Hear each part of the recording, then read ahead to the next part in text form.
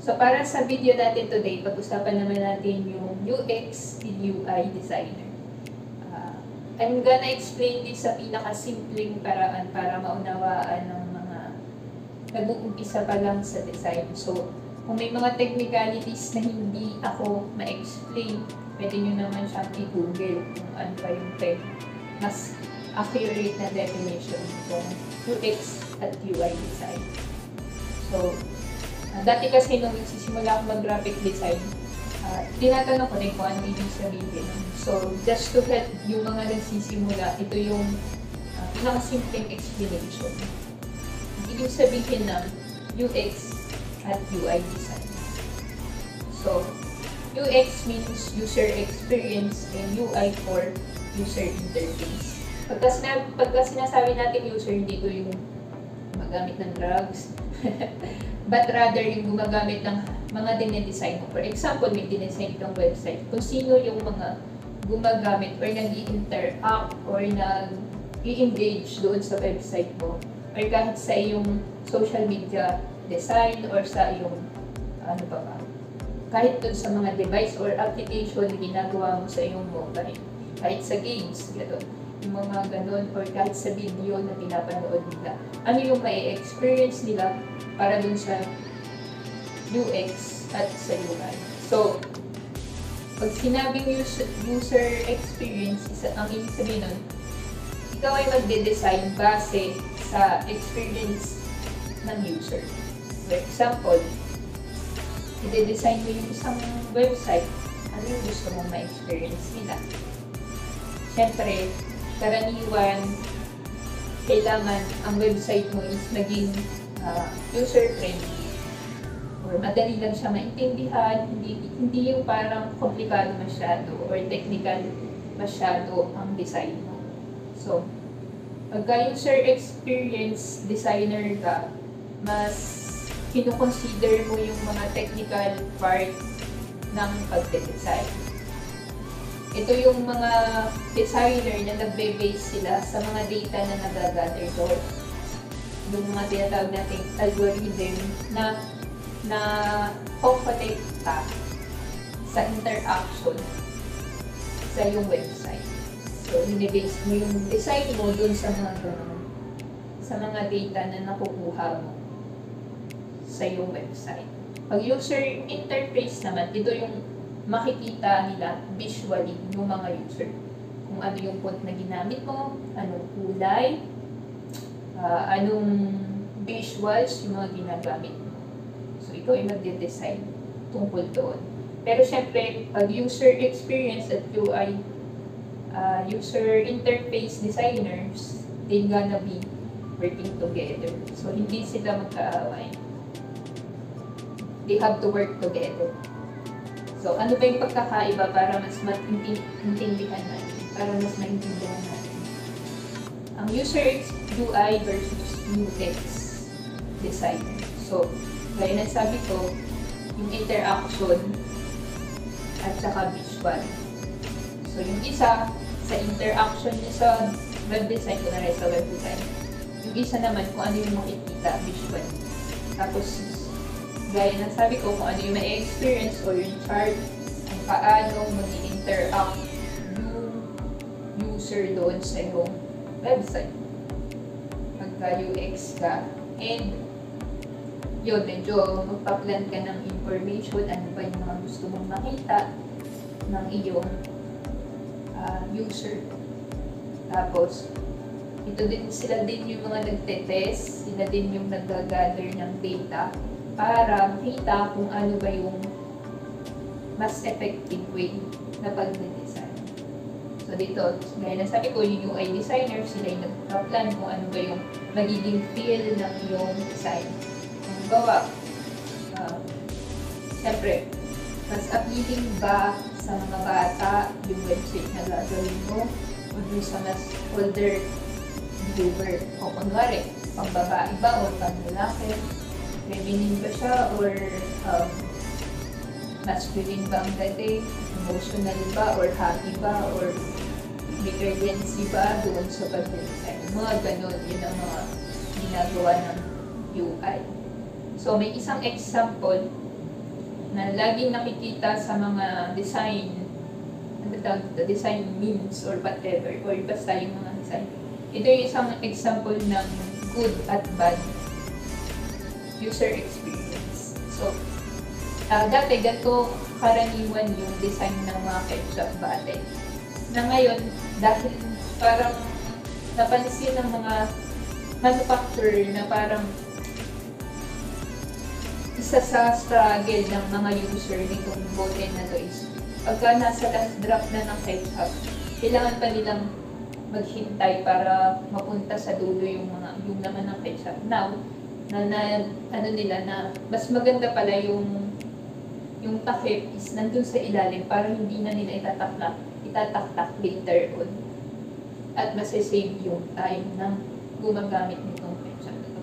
So, yung mga small things, yun ay considering kung ano ang may experience ng mga taong gumagamit ng yung product. So, ang UX at UI ay hindi lang sa website or sa design, but actually ginagamit ito sa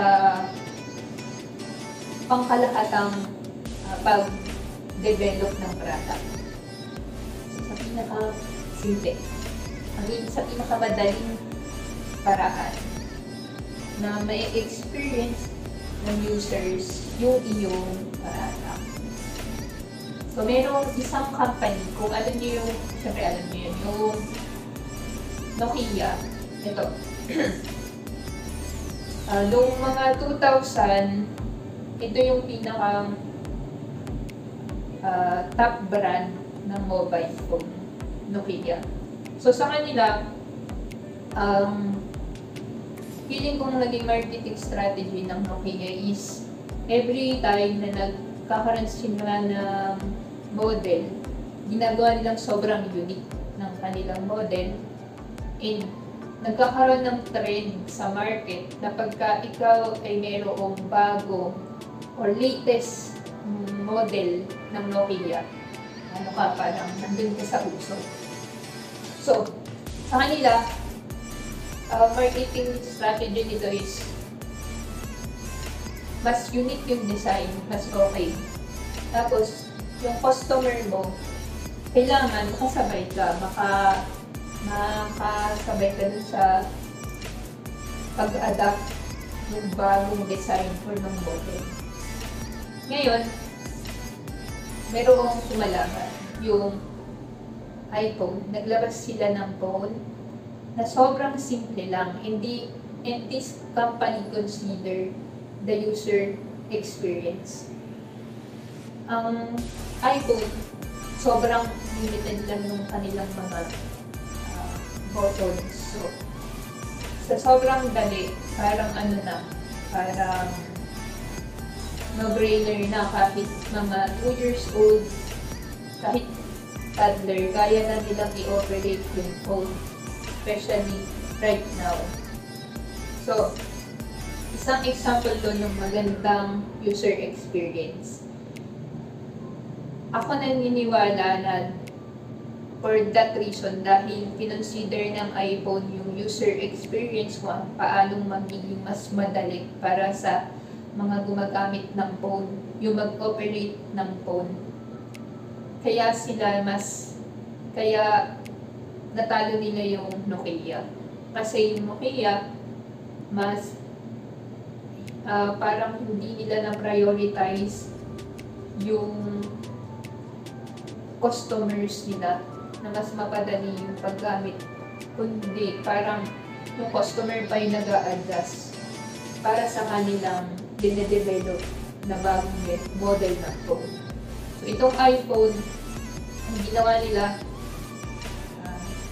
sila yung nag-adjust para doon sa mga gumagamit ng phone. Kaya nga din ang tawag dito is smartphone kasi ina-adapt ng phone na to kung paano mag-isip yung kanilang mga users. Kasi ganun nga yun. Yun yung isang way kung bakit merong tinatawag na algorithm na parang itong mga developer ng phone na to is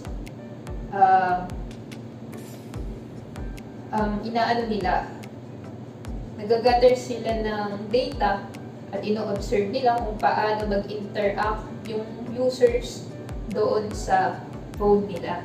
For example, ikaw bilang user, hindi mo naman nabasa sa manual na pagka meron kang gesture na ginanto mo, ibig sabihin magsusum na yung phone. Kasi ikaw, automatic na sa'yo na ang pagkakaunawa mo na pag ginanto yung image sa phone mo, is magsusum. So, ibig sabihin, yung mga user, yung mga nag-develop ng phones, nagkakaroon sila ng data gathering or namamolekta sila ng mga data na ganito pala ang nagiging ang expectation ng mga users natin. So, ilalagay natin na pictures na yun dun sa phone natin para mas maging madali sa kanila na mag-operate ng ating phone. So, kung mapapansin nyo, nasa lahat ng lumalabas na phone ngayon, halos magkakamukha na sila. Dahil ina-adapt na nila yung concept ng user-friendliness ng phone. So, kung mayroon lang update sa ating phone, medyo minimal na lang. Hindi na yung sobra katulad dun sa Nokia na kung saan-saan napupunta yung mga kailangang pinipindot or kung yung keypad mo kung saan napupunta. So yun, ako naniniwala nga na isa sa malaking fallback nung Nokia is hindi sila nag-adapt doon sa user experience. Hindi sila nagbase ng design doon sa user experience. So, ito yung isang magandang example na naging successful yung business dahil i-consider nila yung user experience. Sana may natutunan kayo sa ating video for today.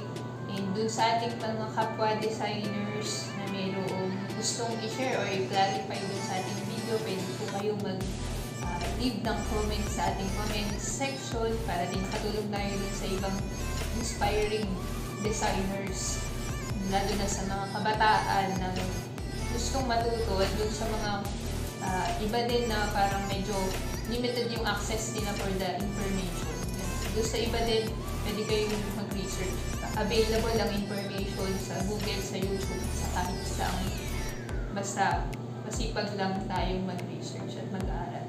So yun lamang. Salamat sa lahat ng nanonood. Thank you for watching. Paulit-ulit.